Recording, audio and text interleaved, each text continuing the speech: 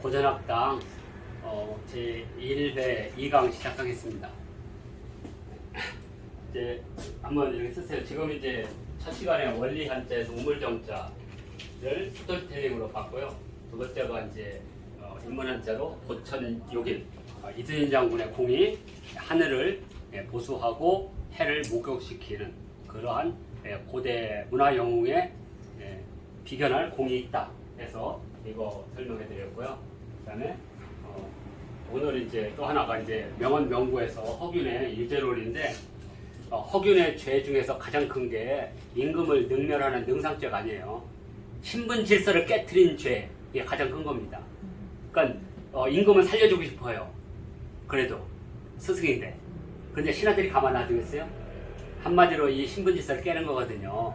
왜냐하면 노비나 서자들은 능력이 있어도 안 되는 거예요. 써서는. 그러면 신분제도 깨져버리니까. 바로 이제 이 유제로는 이 제주를 하늘이 왜 내려줬느냐, 내려줬거든요. 내려준 이유, 유제론. 문장이 좀 긴데 그 중에 핵심적인 것은 이 문장 속에 딱 있는 겁니다. 이렇게. 그래서 한문이라는 것도 이렇게 처음 한 사람은 해석하기 힘들어요. 그런데 왜 옛날 사람들이 이게 쉽냐? 밥 먹고 이것만 했으니까. 익숙한 거예요, 문장이. 우리도 누군가 영어를 한번 해석해주고 나서 그 문장을 보면 쉽게 풀리잖아요. 그래서 뭐 한문을 많이 알거나 영어를 잘하는 사람 너무 부러워하지 마세요. 미국의 바보도 영어는 할 줄 아니니까. 그렇게 뭐 대단한 거 아닙니다. 언어라는 게. 그래서 이게 천지생제, 하늘이 제주를 있는 사람을 낳게 한 것. 생제, 하늘이 제주 있는 사람을 낳게 한 것 또는 하늘이 제주를 내린 것은 왜 그러냐 이거죠. 원래 일대, 그 사람의 삶을 일대라고 하거든요. 그 사람이 살아갈 때 무엇인가 쓰임을 위한 것이다 이거죠. 그러니까 제주를 내린 것은 그 사람이 평생 동안 무엇인가 사회나 이거에서 쓰여질 것을 위해서 내려준 거죠. 그 제주를 내려준 거다는 거죠. 그래서 하늘이 제주를 내려준 것은 원래부터 그 사람이 평생을 살면서 쓰임을 나라를 위해서 또는 뭐 쓰임을 위한 것이다. 그죠? 그래서 하늘이 나왔는데 천지생야하면 이 야하고 이자는 같이 겹쳐서 하는 건데요. 그러나 또는 그리고는 또 강조해서 천지생야 하늘이 나왔다. 그런데 이런 뜻이에요. 하늘이 나왔는데 사람들은 그 재주를 쓰지 않고 버린다는 거예요. 버릴기. 이 버린다는 것은 이렇게 삼태기가 이렇게 있거든요. 삼태기가 있는데 이렇게 되고 그 다음에 이렇게 되거든요. 이건데 이게 나무 목자로 되어 있죠. 근데 원래는 나무 목자가 아니에요. 이게 되게 어딘데요. 이게 나무 목자가 아니고 요게 이렇게 끊어져 가지고 요것은 손, 요것은 발이야. 그래서 손과 발로 삼태기로 해서 애를 버리는 모습이에요. 왜 애를 버리느냐? 옛날에는 이렇게 악신이 아이와 함께 태어나면 악신과 함께 온다 그랬어요. 왜냐면 여성은 악신을 버릴 수가 없거든. 남신은 항상 선신과 함께 하지만 여자는 악신이 항상 시기해서 애가 나는 틈을 타서 악신이 애에 붙는다고 생각을 해요. 그래서 이제 애를 낳으면 삼택에다가 애를 해가지고 내우가 거기에 그 사악한 게 못 들어오는 산황당이 있어요. 거기다 아이를 넣고 3일 동안 거기다 갖다 놓는 거예요. 아이가 살면 이제 데려오는 거죠. 그게 이제 모세의 전설에서 나오는 거고. 그리고 주나라를 세운 우리가 사직할 때 직 있죠. 직의 이름이 기여해요. 그래서 어머니가 버렸거든. 우리가 직할 때 이거 쓰잖아요. 직 어렵지 않습니다. 이렇게 생기는 모습이에요. 곡식을 들고 뭔가를 하늘에 바치는 모습. 그래서 이거 관직 이름이에요. 관직. 그래서 종묘 사직할 때 직. 그래서 이제 나중에 이제 이 직하면 용사의 대명사. 그래서 예전에 제 나라에 그 제자백가들을 전부 모여가지고 땅을 줘요. 이 땅을 주고 너희들이 여기서 나와 소출로 먹고 살면서 공부를 해라. 그걸 직화궁이라고. 그리고 이 직화궁의 우두머리는 한마디로 말하면 추천을 통해서 선고를 통해서 그래서 이걸 제주라고 하죠. 한자리 그때는 제라고 했지만 우리 말할 때는 죄주. 무려 순자가 여기서 세 번인가가 죄주가 됐잖아요. 그렇게 똑똑했던 사람이죠. 직이란 말이 이제 이런 뜻이죠. 그래서 종묘 사시 같은 지금 쓰고 있고. 그래서 이 기자 버린다는 뜻을 갖고 있죠. 버리다. 그러니까 제주를 사람들이 그 제주 쓰지 않고 버리는 거예요. 그 제주를 그 제주 여기 천지생 그 진짜 하늘이 내려졌는데 사람들이 그 제주를 시기하고 질투해서 쓰지 않고 버리더라 이거죠. 그래서 이것은 신은 디스 이것은 하늘을 거스리는 것이다. 그러니까 정면도전한 거잖아요. 신분제에. 특히 허균은 여성, 기생, 시장, 저자거리 그리고 사자들과 어울렸거든요. 그 칠서하고도. 그러니까 이놈은 나중에 문제가 되게 심각해질 것이다 판단한 거예요. 왜? 신분을 떠나서 죄 짓는 사람 쓰라는 것은 순천이고 그걸 버리는 것은 역천이라고 딱 해버렸으니까. 그래서 여기는 더 이것은 이제 쉬운 말하면 이제 군주를 능멸한 거거든요. 이게 능상죄거든. 앞쪽은 신분제도를 바탕으로 하면 뒤에는 능상죄 뭐냐? 역천, 하늘을 거스리면서 이라는 것은 이렇게 생긴 글자인데 근데 수염이자예요. 수염. 그래서 지금은 이 문장과 이 문장을 접속하는 그리고 그래서란 말을 써요. 그리고 옛날에 하늘에 이걸 빌기 위해서 기우제를 지내는 모습 그게 뭐냐면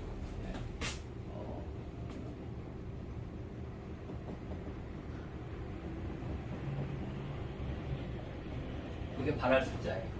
기우제를 지내는 모습입니다. 수염이 이렇게 난 사람이 이렇게 기우제를 지내고 있죠. 그래서 예전에는 이제 어떤 분들은 기우제는 뭐 여성들이 아니에요. 여성들이 궁에서 내쫓죠. 음기가 부족해서 가뭄이 든 거라 해서 그래서 이제 소격소에서 이제 기우제를 지내잖아요. 그런데 기우제는 100% 항상 비가 내리죠. 조선시대도 올때까지 지냈으니까. 그리고 40일 지내면 어차피 오게 돼 있어요. 한 번은. 자, 태종이 마지막 날 비가 왔잖아요. 태종이라고 하는데 하여튼 이게 발월수제. 그리고 이제 이것이 나중에 직업군이 됩니다. 직업군. 기우제를 지내는 거. 그래서 이것을 유라고 불러요. 그래서 우리가 유가는 농업을 기본으로 하는 세력이라고 금방 이 글자를 통해서 알 수가 있습니다. 그래서 그리고 있자, 수협 있자입니다. 그러니까 저렇게 기억하시면 돼요. 있자. 그래서 예전에 형벌 중에 가장 치욕스러운 형벌이 뭐냐? 칼날로 위협했을 때 그걸 참는 거, 칼에 위협해서 참는 걸 인이라고 불러요. 인, 참을 인. 그리고 그 치욕을 견디는 거, 수염을 뽑는 거. 네요, 네.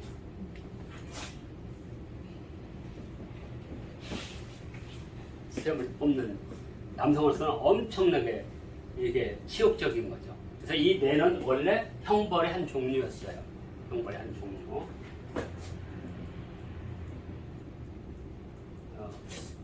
우리가 이제 이 공부 중에 형벌 제도가 있어요. 그러면 이제 형벌에 관련된 책들 우라질론부터 시작해서 오살론 박살부터 다 배워요. 그게 다 여기 나오는 용어들이에요. 육시랄부터 시작해서 육시. 자, 그래서 예전부터 그 형벌 5형이라는 게 여기다 다 나온 거예요. 5가지 형벌. 근데 이제 우리가 배우는 5형은 뭐 이렇게 유형, 도형, 사형 이렇게 5개의 형을 하는 거지. 이 안에 이제 형벌들이 엄청나게 많아요. 뭐가 있죠? 사형, 그 다음에 유형, 태형, 도형.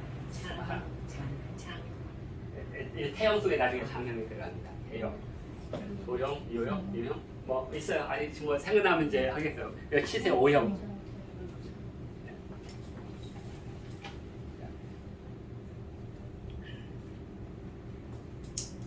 이렇게 해서 하늘을 거스리면서 하늘을 거스리면서 이 하늘에 빌어서 기천 하늘에 빌어서 천명이 영원할 수 있는 것. 그러니까 하늘을 거스리면서 하늘에 빌어서 나라의 운명 천명이 영원하기를 영원하는 것, 영원한 것을 그것은 미지유야. 그것은 있은 적이 없다. 그러니까 역천하면서 하늘에 빌어가지고 천명이 영원하기를, 영원할 수 있기를, 영원한다는 것은 이렇게 이제 능이니까 영원할 수 있는 것은 없다. 미지유야. 이건 그냥 하나 용어로 쓰세요. 그것은 있지 아니하다. 미지유야. 미지유야. 워낙 많이 쓰는 거니까요. 그 한문 용법에서 강조를 하기 위해서 그것은 아예 없는 거야 이렇게 쓰는 겁니다. 미지유야. 그래서 이 유제론을 이렇게 묻었습니다. 이쪽은 신분제도를 깨는 거고 이쪽은 군주의 천명을 정면을 거두는. 당신이 왕이 돼서 서자나 이런 다양한 사람들의 제주를 쓰지 않는 것은 역천이다. 역천하면서 너가 오래 갈 수 있겠느냐 하는. 태장도유사가 맞아요. 태형장도유사. 장형 있어요? 장형? 그런 거. 태장도. 맞다. 장형 있다. 태형, 장형. 도형, 유형. 도형은 뭐 도성 500리, 유형은 그 저 바깥에. 이렇게. 그래서 이건 이제 그 큰 틀이고 그 안에 이제 작은 형벌들이 엄청 많거든요. 왜냐면 그 봉건 사회는 도덕으로 다스린다는 뻥 밑에 형벌로 다스렸거든. 그래서 점잖게 율법가 다스린 것 같지만 실제로는 법가가 다스린 거죠. 이것을 유법 통일이라고 해요. 유법 일치. 한나라 때 동중서가 썼던 방식이에요. 유법 일치해라. 그래서 겉으로는 도덕적인 책하고 실제로는 형벌로 다스리는 나라. 제가 논어맹자 하시는 우리 유학자들한테 이런 얘기하면 너는 유학에 대해서 너무나 반골적 기질이 있대. 아니 유학에 좋은 점 많죠. 그런데 시대는 변하는 거니까 그 봉건적 사고를 아직도 가지고 있으니까 이렇게 우리가 이제 이 명언명구를 이렇게 보고요. 오늘 이제 두 가지만 파악하겠습니다. 지금 현재 나눠준 이 교재는 말 그대로 총 올해는 4권으로 구성이 되어 있다. 궁궐, 학제, 종묘, 종법제도. 올해 4권을 받는 겁니다. 이걸 받고 이 신정 삼내도라든지 삼내된 얘기는 시간이 많으니까 틈틈이 이제 주례가 어떤 책이고 의례가 어떤 책이고 얘기가 어떤 책이고 또 이런 것들은 왜 우리가 공부를 해야 되는지를 그때 설명해 드리고요. 이걸 기반으로 해서 요 책이 나오는데 이 삼내도에 대한 가장 체계적이고 약간 전문적인 책입니다. 이 책은 중국에서도 꽤 유명한 겁니다. 남경 사범대학교 교재도 쓰이고 북경대에서도 교재를 쓸 정도로 무지 유명한 책이니까요. 그런데 이 책은 총 4개로 구성이 되어 있습니다. 이 4개 구성 가운데 이걸 굳이 이제 이 첫 번째 예서편은 우리 하지 않고 제가 설명만 드릴 거예요. 예서편은 이 삼내, 그러니까 여기 보면 의례, 주례, 얘기에 대한 설명입니다. 이런 책들이 어떻게 내려와서 있다. 이렇게. 그래서 이 3개의 책을 이게 이제 삼내도가 종합한 거죠. 그러면 이제 보통 우리가 이제 삼내하면 3명을 꼭 뽑는데 첫 번째 사람이 누구냐면 주공달입니다. 그래서 주공달이 쉬운 말하면 봉건제를 완성시킨 사람이니까 주나라가 대략 BC 1046년에 세워졌으니까요. 이때 이제 봉건제의 기본이 만들어졌는데 이 봉건제의 기본이 뭐냐면 홍범이었어요. 홍범 부주. 나라를 다스리는 9가지 방법. 이걸 누가 가르쳐줬느냐? 기자가 가르쳐준 거예요. 그 상나라가 망하니까 그 상나라에 삼현이라는 사람이 있어요. 비간, 그 다음에 미자, 기자. 근데 비간은 심장이 이렇게 돌려져서 죽고, 그 다음에 미자는 미친 척하고 살았고, 기자는 감옥에 갇혔어요. 그리고 나서 이제 미자는 어디로 넘어가냐면 주 무왕한테 톡구죠. 그 송미자, 송나라를 이제 나중에 송나라 땅을 받거든요. 그 송미자 이렇게 후손이 공자예요. 그건 이제 뒤에 이제 배우게 될 거고, 미자가 있고 기자가 있는데 기자는 조선으로 갔다고 돼 있어요. 그때 기자는. 그런데 이제 주 무왕이 주나라를 세우고 나서 나라를 다스리려니 방법을 모르잖아요. 그래서 기자를 초청하죠. 그 기자가 가면서 자기의 도읍이었던 은땅을 가면서 보리가 난 궁궐은 다 무너져. 그게 이제 그 유명한 맥수가거든요.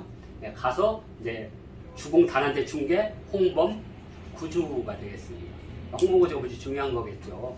자, 그래서 근데 문제는 기자가 홍범 구주를 줬으면 여기가 대구, 이걸 받은 이게 소가 되잖아요. 근데 우리는 그렇게 안 받지. 여기가 대구, 우리는 그래도 소. 그래서 우리가 이제 소중하란 말이 여기서 나온 겁니다. 기자가 조선에 왔는데 그 기자가 어디 왔냐, 이거 어디? 평양이라는 거죠. 근데 그 평양을 어디를 보냐 이거죠. 고구려의 평양이. 지금의 평양을 보는 거죠, 학자들이. 예, 그런데 그 평양에 조선의 조업지가 아니잖아요. 그러니까 그 평양에 있던 기자의 그 유숙을 소중한 우리가 한양에 들어왔다는 거죠. 그러면 평양에 흐르는 강 이름이 열수거든.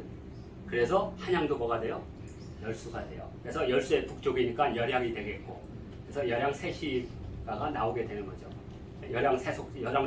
풍속지라든지 열양 세시가라든지 이런 게 나오는 거고, 궁궐의 모든 이름도 그래서 열천이 되게 돼요. 네. 그것들은 이제 하나씩 이렇게 또 배우기로 하고, 그 다음에 두 번째 사람이 누구냐 이거죠.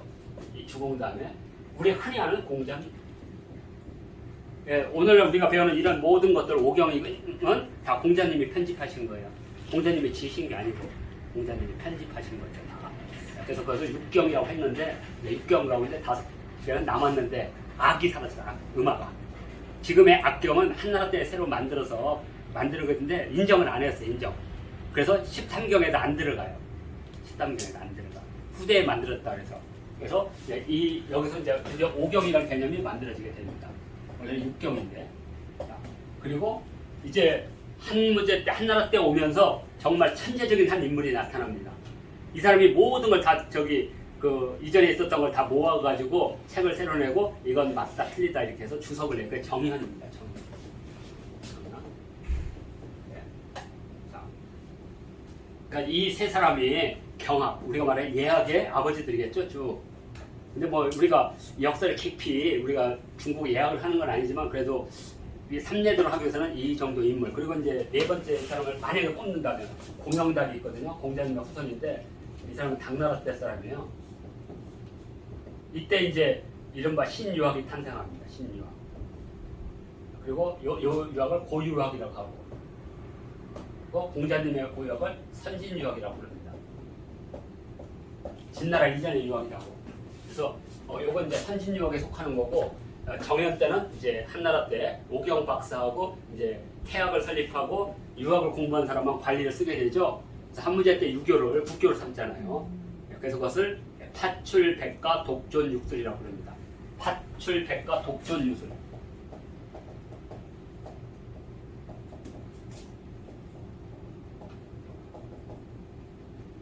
수많은 사람들의 학설은 다 배제하고 파출 쫓아내고 오로지 유학의 기술만 받아들이겠다. 자, 그래서 한나라 때 정현이 그 유학을 체계한 걸 고유학이라고 하고요. 논어 맹자부터 해서 주석에 다 정현주예요. 그러다가 당나라 때 공자의 후손가자 공영달이라고 나타납니다. 이 사람이 이른바 신유학의 틀을 잡아준 사람 중에 한 명이에요. 공자님의 후손이라는 그 권위가 어마어마했던 거죠. 그리고 이제 이 삼례도가 나오는 거죠. 근데 이제 이런 분들은 여기에 비하면 반딧불이라고 생각하는 거죠. 그래서 이 신정 삼례도는 당나라부터 불기 시작했던 그것들을 체계화했는데 문제는 뭐냐면 그림이 없다는 거죠. 그래서 송나라 때 오면 당나라 말고 그 다음에 송나라 때 오면 그림으로 이제 그리는 게 나타나요. 그러니까 실제 그림으로 보자. 그래서 우리가 보는 이제 삼례도가 이렇게 만들어지게 됩니다. 그리고 이런 삼례도를 기반으로 해서 송나라 희종 때 되게 문물을 모으는 걸 좋아했다고 그랬잖아요. 그래서 자기 그 설화전에 있던 모든 그 문물의 유래를 써라. 그래서 이렇게 박보도가 이렇게 나오게 됩니다. 그래서 이 박보도는 이 삼례도를 엄청나게 기반으로 해서 참지해서 만들어진 것들입니다. 그래서 우리가 이건 배우는 건 아니고 이것은 쉽게 말하면 그 송나라 희종이 지가 좋아하는 그 봄을 갖다 놓고 감상하기 위해서 그 유래를 적은 거니까 이렇게 돼 있고, 그래서 여기 예서편은 이 삼례에 대한 유래 설명이니까 틈나면 이건 바로 해드리고요. 우리가 배우는 것은 이제 이 명물편입니다. 명물편. 명물편은 기물인데 실질적으로 이런 이제 책들이 많이 나타나 있어요. 명물은. 왜냐하면 중국에서 이제 고고학적 발굴이 많아져가지고 요즘 이제 신진학자들이 이런 그 삼례되어 있는 문물을 연구한 책들이 많아요. 그래서 이건 어렵지 않습니다. 그래서 이 명물에는 뭐가 있냐면 의복제도, 그 다음에 음식제도, 궁실제도, 거마제도, 그다음에 무기, 그다음에 깃발, 그다음에 옥, 상력 옥, 그다음에 춤, 그다음에 상례, 장례, 필요한 물건들. 그리고 이제 지금 이 궁궐은 여기서 왜 이 명물편에 놨냐면 궁궐은 눈에 보이는 거니까 바로. 그래서 여기는 명물편에 놨어요. 그리고 궁은 바로 그때 송나라에 바로 있었으니까 궁이. 그리고 이제 제도편이 있습니다. 제도편은 어떻게 이론이 되겠죠. 여기 보면 뭐 봉건제도, 관직, 그다음에 녹봉, 군대 제도, 군제, 학제, 형법, 종법, 종묘. 그러니까 지금 우리가 명물에서 궁궐하고 요 제도에서 이제 학제, 형법, 학제, 종법, 종묘. 요것을 우리 1학기 때 배우는 걸로 잡고, 그러면 이제 의례편이 있습니다. 의례편도 무지 중요하거든요. 왜냐하면 첫 번째 의례가 이제 우리가 통례라고 해서 뭐 자리, 향위라고 해요.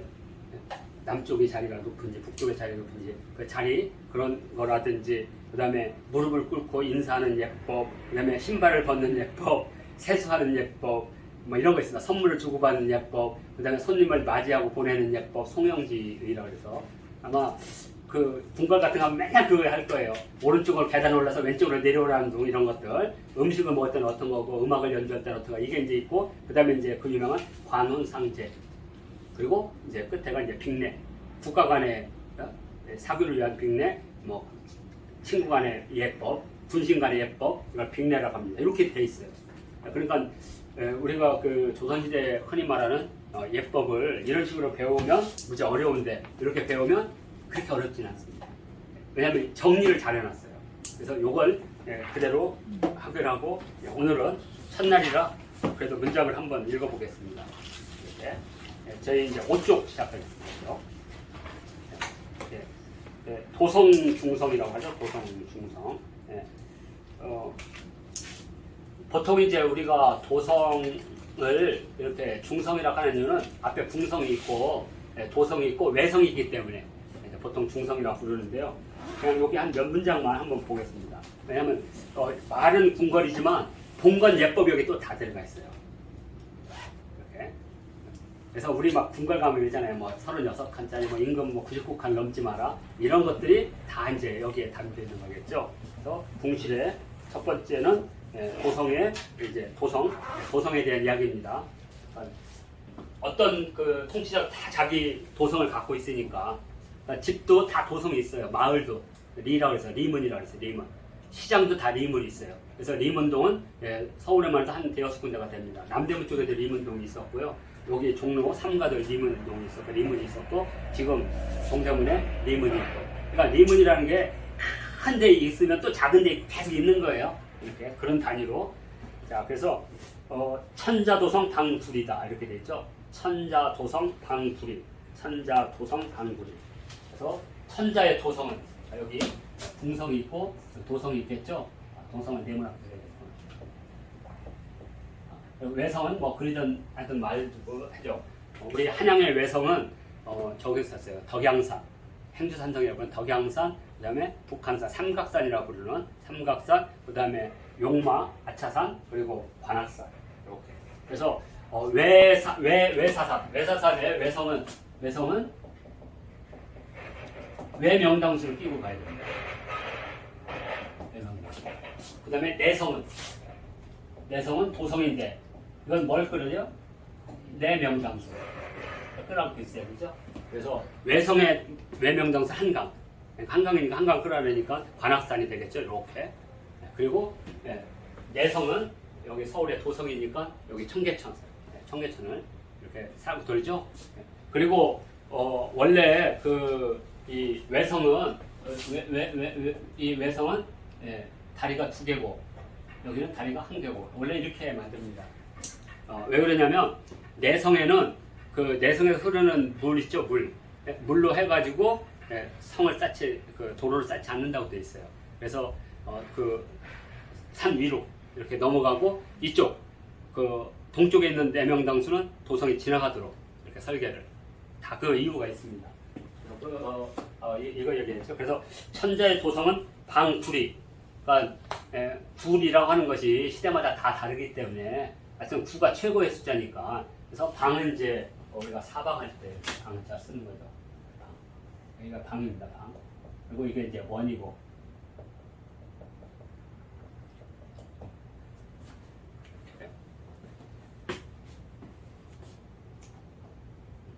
이 방도 그 어떤 그 측량 기구예요. 측량 기구. 근데 지금은 이제 사방이라는 뜻으로 쓰이죠. 원래 각을 때 이렇게 네모 같은 걸 만들 때 쓰는 도구예요. 이렇게. 그래서 지금은 이제 우리가 사방할 때 쓰죠. 사방. 천지 사방할 때. 그래서 원 이렇게 원방 이렇게 그죠. 원방. 그리고 이제 이 원방이 만나는 곳에 이렇게 산을 써서 이걸 각이라고. 그래서 이걸 원방각이라고 합니다. 그래서 고대인들은 이런 천지인 구조를 잘 이렇게 건물이나 여기다 다 구현하려고 그랬죠. 그래서 이제 중국 같은 데서는 이렇게 왕성이 있으면 그 왕성 가운데다 가산을 세우죠. 가산을. 하늘에 똑하는. 근데 우리는 이제 그런 방식을 쓰지 않고 우리는 성 뒤에다가 도성 뒤에다가 또는 궁성 뒤에다가 놓는 방식이니까 좀 우리하고 다르겠죠. 아무튼 이 방, 그래서 방은 이제 네모를 뜻하는 게 되겠죠. 그래서 사방 구리 이렇게 하면 여기 구리 이렇게 되겠죠. 이렇게. 자, 그리고 제후, 도성, 대국, 역구리. 그 제후들이라는 것은 이제 주나라 때는 모든 신하의 등급이 9등급이었어요. 9등급. 9등급인데 거의 그 왕과 같은 등급이 있어요. 뭐냐면 왕의 동생이야. 그런데 자기가 왕을 할 수도 있어요. 형제상속 왕을 할 수 있는데 조카한테 넘겨. 그러면 조카가 이 자기 삼촌을 자기 아버지와 같은 동급으로 이렇게 모셔. 그러면 그것은 대국이라고 불러요. 왕 밑에지만 그때는 천재와 똑같은 이렇게. 그래서 제후 도성은 대국은 구리지만 그 밑에는 안 되는 거죠. 그 다음에 칠리가 됩니다. 칠리. 그러니까 이제 칠리는 제후가 되겠죠. 제후. 그리고 그 다음은 경이 되겠고 그 다음은 대부가 됩니다. 대부. 그러면 자, 왜 그 여기에는 사가 없느냐? 사는 무각이니까 사는 답이 없어요. 사가 감히 집에다 담을 쓰면 안 돼. 이렇게. 우리는 다 담는 회잖아요. 그래서 우리도 담이 없었던 것 같아요. 그래서. 그리고 대부까지만 땅을 받아요. 대부가. 보통 백리 땅을 받거든요. 그러니까 나라로부터 땅을 받을 때 대부만 백리 땅을 받는 거예요. 그러니까 사는 그냥 자기가 일해서 먹어야 돼. 근데 대부는 그 백리 땅을 주니까 그 백리 땅을 내가 소유하니까 그 백리 땅에 있는 녹봉을 내가 먹는 거니까. 이렇게. 그래서 뭐 100리, 뭐 300리, 500리, 900리 이 땅에 따라서 이제 그 사람의 지위가 만드는 거죠. 그래서 그것을 우리가 석 3천석 이렇게. 그러면 이거 사람은 3천석에 해당되는 땅을 녹봉을 받았다는 뜻입니다. 1천석. 많이 나오거든요. 그건 나중에 하기로 하고 오늘은 이 공우백자남 해서 5등급이 생긴 거죠. 5등급.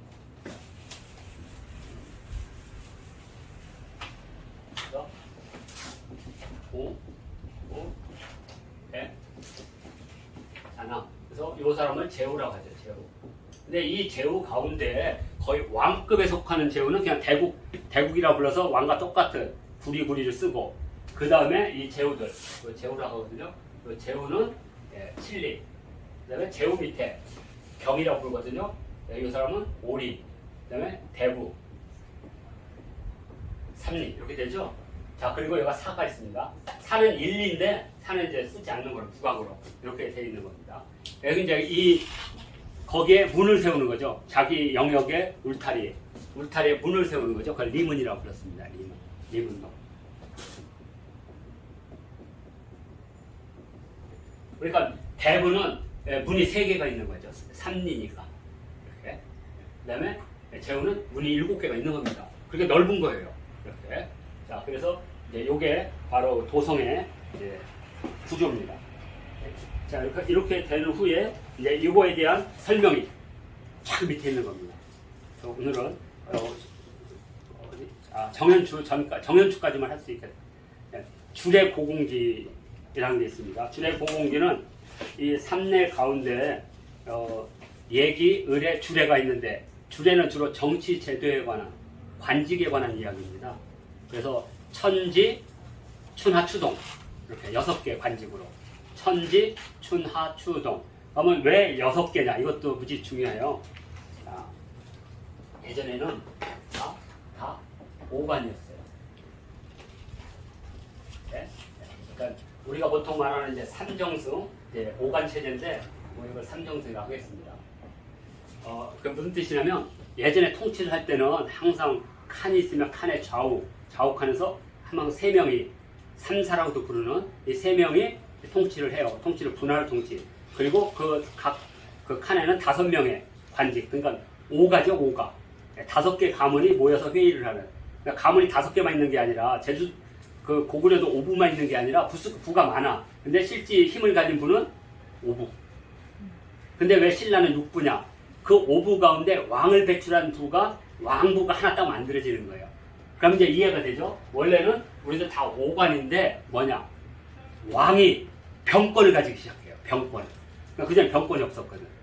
왕이 병권을 가지면서 병권이 왕의 직할로 독립이 되는 거예요. 그래서 6부가 탄생하는 거예요. 그 말하는 6부. 그래서 여기도 그래서 그 6부 체제에 맞춰서 직관이 6개가 있는 겁니다. 6관 체제. 그래서 천지, 춘하, 추동. 그래서 천지를 왜 했냐면 되게 중요한 거니까.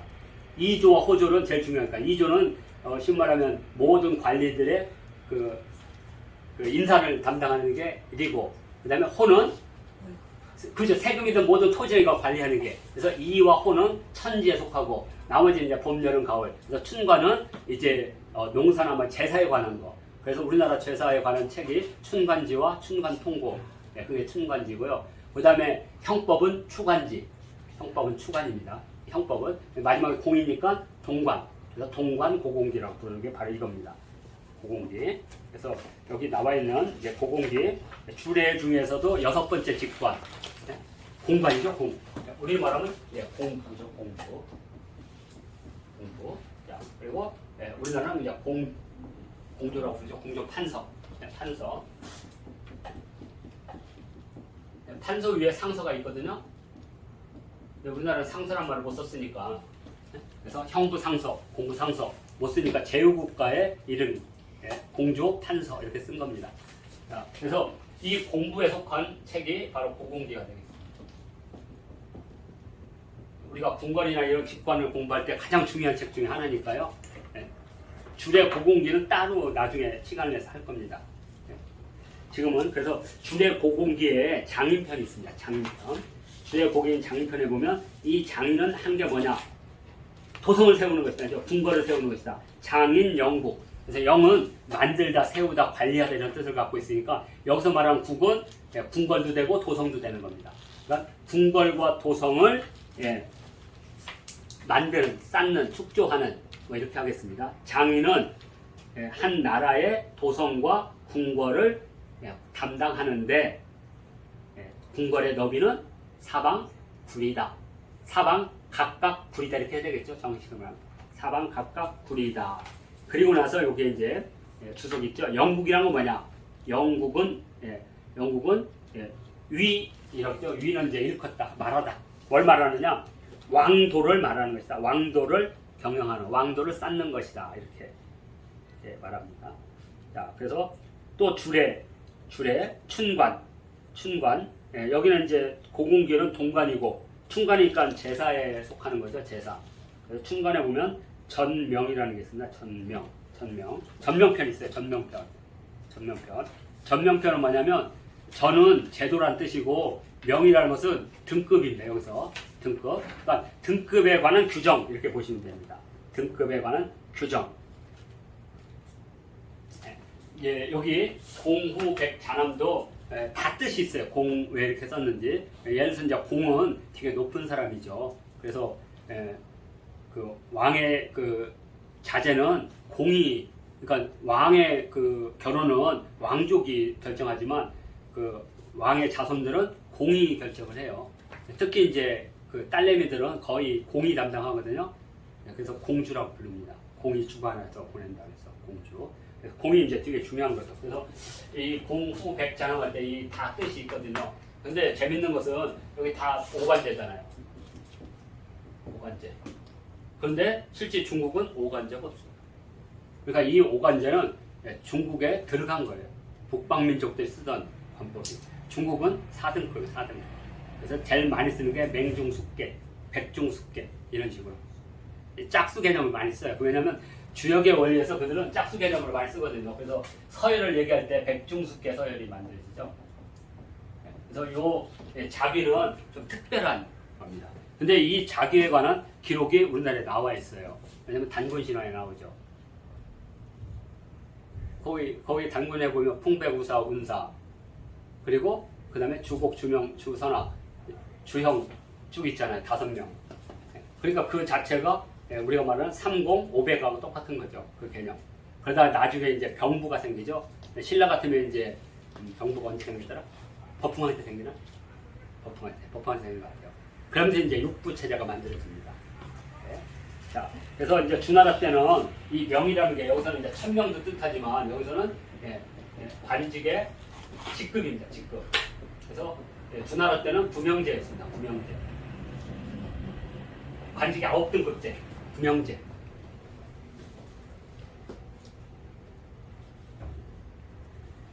관직이 9등급은 복잡하니까 그냥 9개 있다고 이렇게 그냥 설명해 드리겠습니다. 상공부터 해서 삼공부터 해서 후백부터 병, 잔항 쭉 있는데 자, 오늘은 그냥 이렇게 그래서 여기 보면 전명, 등급에 관한 제도에 보면 상공은 부명이다 이거죠. 직급 제일 높은 거. 상공은 부명의 직급으로 모든 관직의 백, 우두머리다 이런 뜻입니다. 이때 백자는 이때는 이제 우두머리로 씁니다. 맛으로 쓰이는 글자들이 몇 개가 있어요. 이것도 그냥 습관적으로 그냥 기억하시면 됩니다. 제일 많이 쓰는 게 형, 그 다음에 장, 그 다음에 맹, 그 다음에 배. 이런 것들이 다 우두머리를 뜻하는 글자입니다. 또 있다. 추. 이것들이 다 우두머리, 마지. 그래서 우리가 추장할 때 쓰죠. 다 이 마지에 또 유래가 다 있는 거죠. 왜 마지인지. 쌈을 잘해도 우두머리가 있는 거고, 노래를 잘해도 우리는 노래를 잘하면 요새는 이제 가왕이라고 그러잖아요. 근데 또 조용필이나 이런 데는 가황이라고 하면 또 별걸 다 만들어. 그 다음에 예전에는 그냥 이 숫자에 이렇게 수지 걸어서 국수 이렇게 불렀어요. 그러면 바둑을 제일 잘 두더라. 이렇게 했는데 요새는 마냥 이름을 가황이라고 뒤에다 붙이더라고요. 우리는 앞에다 주로 붙이는데 기술적인 것에 최고, 국가의 최고, 손을 잘 쓰는 사람, 국수 이렇게 부르는데 그러니까 마지가 이렇게 있는데 다 마지의 의미가 있는데 여기 상공은 부명의 직급으로 모든 관직의 우두머리다. 그 사람의 국가는, 그 사람의 궁궐은, 그 사람의 수레와 깃발은, 그 사람의 의복은, 그 사람의 예의는 개의 구의전 모두 9라는 숫자를 가지고 법도로 삼는다. 뭐냐면 막 9장, 9장에서 모두 9로 다 맞춘다는 거죠. 수레부터 모든 것들을 다 9로 맞춘다. 그러니까 천자와 대국의 상공은 9로 맞춘다는 뜻입니다. 구의, 절.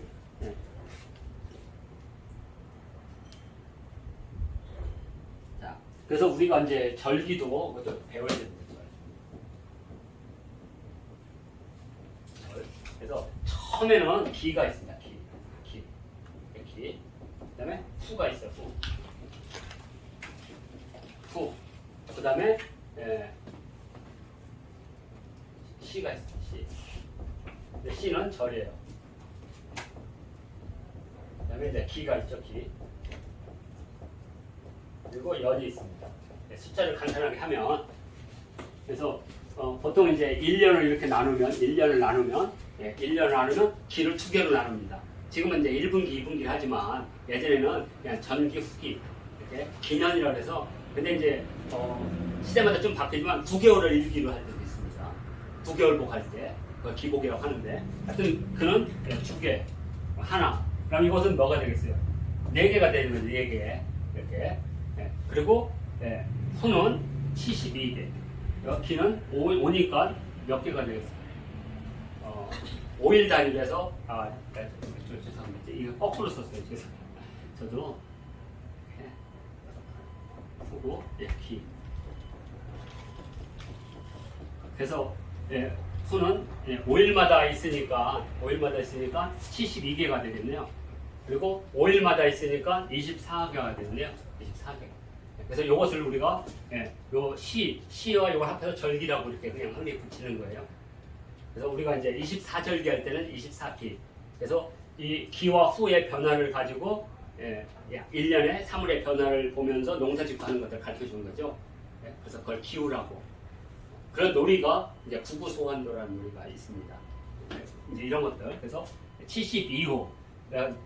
1년을 72개로 나눠요. 그래서 이때는 뭐 종달새가 온다. 이때는 보리가 핀다.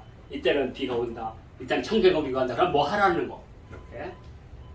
그래서 동지 이후는 일을 안 하니까 동지 이후부터 다음 이제 충분히 될 때까지 대략 한 80일 정도 되거든요.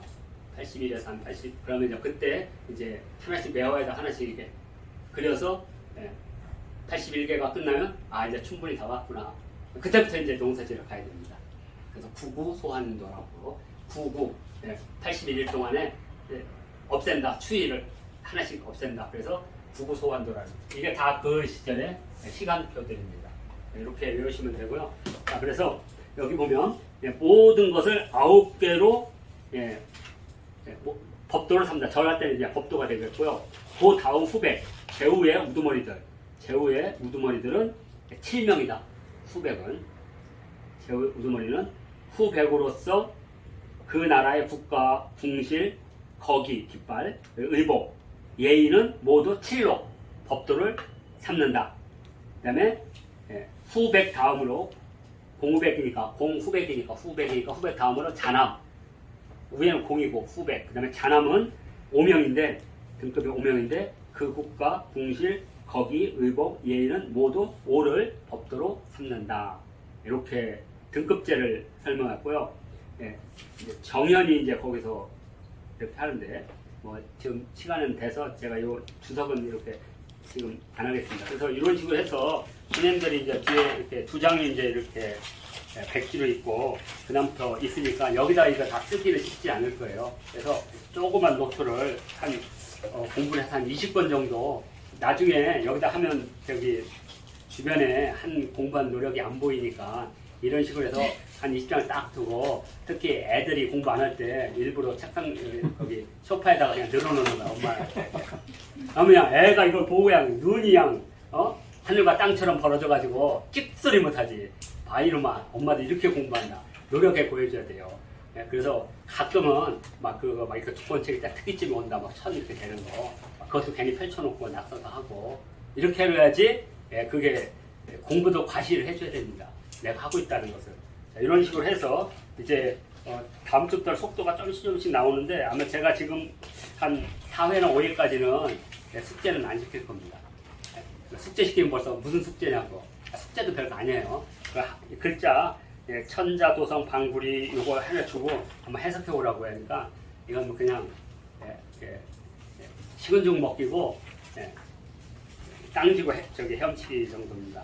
이런 식으로 해서 아마 2개월 정도면 궁궐 제도를 다 마치지 않을까 이렇게 생각하고요.